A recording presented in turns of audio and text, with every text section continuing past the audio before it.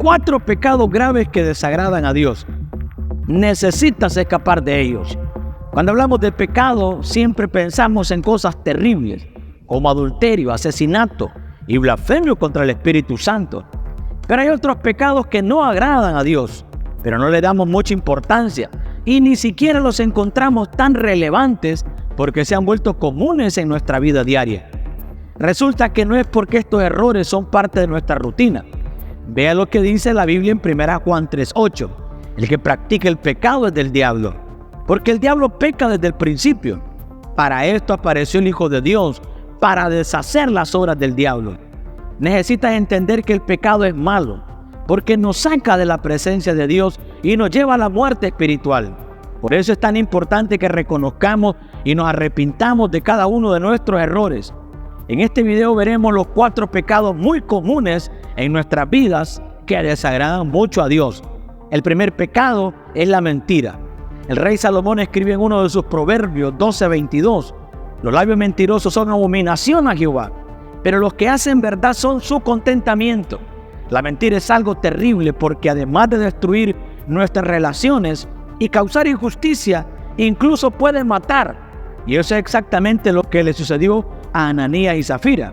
En la Biblia dice que ellos vendieron un terreno o que iban a donar dinero para el mantenimiento del ministerio, pero decidieron quedarse con parte del valor y lo escondieron del apóstol Pedro. Luego Dios reveló esta mentira al apóstol y el precio pagado por ello fue muy fuerte. Mira lo que dice la Biblia.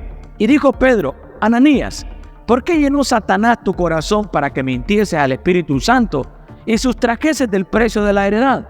Reteniéndola, ¿no se te quedaba a ti? Y vendida, ¿no estaba en tu poder? ¿Por qué pusiste esto en tu corazón? No has mentido a los hombres, sino a Dios.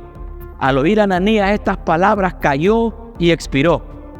Y vino un gran temor sobre todos los que lo oyeron. Y si seguimos la lectura del capítulo, veremos que su esposa Zafira continuó mintiendo. Los versículos 9 y 10 nos muestran las consecuencias de la mentira. Date cuenta de que Ananías y Zafira no murieron porque tomaron parte de la venta de ese terreno. De hecho, ellos podrían haber guardado parte del dinero. Después de todo, la propiedad era de ellos. Lo que le disgustó al Señor fue el hecho de que le mintieron al apóstol Pedro diciendo que daban el total del dinero. ¿Vio la gravedad de una simple mentira? ¿Se da cuenta de lo mucho que puede ser peligroso? Así que deja de hacerlo. El segundo es el pecado del egoísmo. En una de sus cartas el apóstol Juan dijo: en esto hemos conocido el amor, en que Él puso su vida por nosotros. También nosotros debemos poner nuestras vidas por los hermanos. Pero el que tiene bienes en este mundo y ve a su hermano tener necesidad y cierra contra él su corazón, ¿cómo muere el amor de Dios en él? Hijitos míos, no amemos de palabra ni de lengua, sino de hecho y en verdad. En medio de los afanes de la vida es muy fácil caer en pecado de egoísmo. Nos preocupamos tanto con nuestras cosas como con nuestros problemas que nos olvidamos de esos que les hace falta, aquellos que necesitan una mano extendida para levantarnos. La gente piensa en el que está sufriendo por cruzar la calle. No es mi problema. Alguien vendrá y lo ayudará, decimos muchas veces. Pero esta actitud egoísta es desagradable a Dios, porque no sirve de nada decir que uno es cristiano si no pone en práctica las enseñanzas de Cristo. De lo contrario, será más una persona religiosa como los de la parábola del buen samaritano. En el Evangelio de Lucas capítulo 10, Jesús habla de un hombre que viajó por el camino entre Jerusalén y Jericó. Después de eso, un sacerdote, un levita y un samaritano pasaron junto a él. Los dos primeros eran religiosos y por lo tanto eran conocedores de la palabra del Señor. El tercero fue considerado un hombre inferior o indigno porque era parte de un pueblo enemigo de los judíos. Y lo sorprendente de esta parábola es que mientras los hombres que parecían buenos ignoraron a ese pobre samaritano que era considerado un malvado, con esta parábola Jesús critica el egoísmo que existe en el corazón de cada creyente, porque ha conocido los mandamientos de Dios para amar al prójimo. El sacerdote y el levita tenían la obligación para ayudar a ese pobre hombre, pero como no había nadie mirando, y tal vez porque esos dos estaban ocupados, se desviaron del camino y se fueron. El egoísmo es pecado, porque demuestra la falta del amor de Dios en nuestro corazón. Pecado número 3, la envidia. Otro pecado muy común en nuestras vidas que debemos evitar. El apóstol Pablo dijo: si vivimos por el Espíritu, andemos también por el Espíritu. No nos hagamos vanagloriosos, irritándonos unos a otros, envidiándonos unos a otros. Gálatas 5, 25 al 26. No nos hagamos vanagloriosos. La envidia es un pecado muy grave que también puede llevarnos a la ruina. La envidia es querer tener lo que tiene la otra persona que está celosa. No puedo ser feliz cuando la otra persona es bendecida y hasta llegas a odiar a tu hermano porque tiene. Esto fue exactamente lo que pasó con Saúl.